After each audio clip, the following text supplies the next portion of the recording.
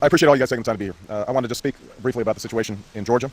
It's a situation that continues to deteriorate because of Russia's escalation of the use of military force. At this point, I have spoken to President Saakashvili and conveyed my deep regret over the loss of life and the suffering of the people of Georgia.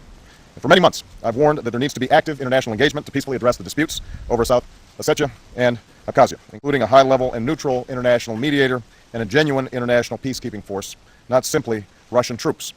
No matter how this conflict started, Russia has escalated it well beyond the dispute over South Ossetia and has now violated the space of another country. Russia has escalated its military campaign through strategic bombing and the movement of its ground forces into the heart of Georgia. There is no possible justification for these attacks. I reiterate my call for Russia to stop its bombing campaign, to stop flights of Russian aircraft in Georgian airspace, and to withdraw its ground forces from Georgia. The Georgian government has proposed a ceasefire, and the Russian government should accept it. There's also an urgent need for humanitarian assistance to reach the people of Georgia and the casualties of both sides. The United States, Europe, and all other concerned countries must stand united in condemning this aggression and seeking a peaceful resolution of the crisis. We should continue to push for a United Nations Security Council resolution calling for an immediate end to the violence. This is a clear violation of the sovereignty and internationally recognized borders of Georgia.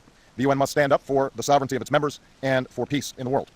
I welcome the visit of the French and Finnish foreign ministers to Georgia as a first step toward mediation. There should also be a UN mediator to address this crisis, and the United States should fully support this effort. We should also convene other international forums to condemn this aggression, to call for an immediate halt to the violence, and to review multilateral and bilateral arrangements with Russia, including Russia's interest in joining the World Trade Organization.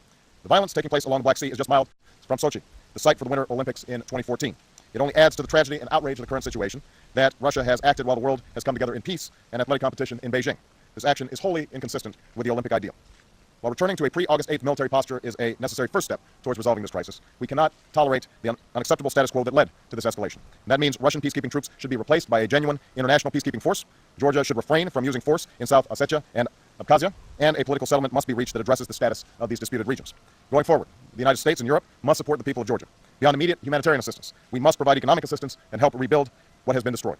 I've consistently called for deepening relations between Georgia and transatlantic institutions, including a membership action plan for NATO, and we must continue to press for that deeper relationship. The relationship between Russia and the West is long and complicated. There have been many turning points for good and for ill. This is another turning point. Let me be clear. We seek a future of cooperative engagement with the Russian government and friendship with the Russian people. We want Russia to play its rightful role as a great nation, but with roles come responsibilities to act as a force for progress in this new century, not regression into conflicts of the past. That is why the United States and the international community must speak out strongly against this aggression and for peace and security. Thanks very much, guys.